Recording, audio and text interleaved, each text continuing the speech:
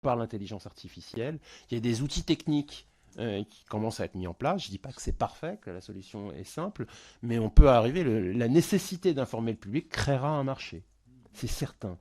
Et c'est aussi très important parce que non seulement le consommateur doit savoir ce qu'il consomme comme bien culturel au sens large, mais on doit éviter aussi l'effet de dilution parce qu'on a bien évidemment très peur que certaines plateformes dominantes, notamment des GAFAM, euh, je dirais, investissent l'intelligence artificielle et proposent à la place de vraies œuvres des contenus synthétiques générés par des IA qui se sont bien évidemment entraînés et inspirés par des vraies œuvres et viennent diluer la place des auteurs.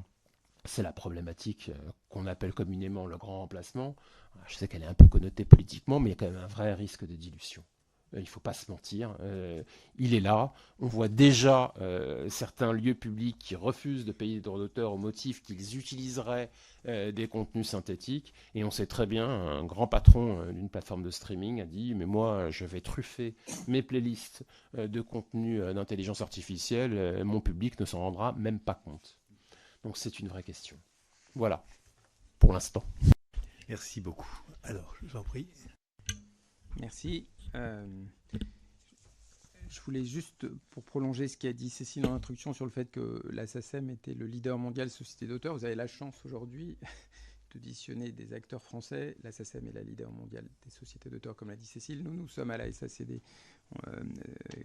Beaumarchais a créé le droit d'auteur. Le concept s'est répandu. Et on a la première société mondiale de droit audiovisuel et théâtre. Et Marianne Ferrifal vous dira quelle est la première société mondiale d'art graphique. Donc, on a... Non, mais tout ça pour dire qu'on a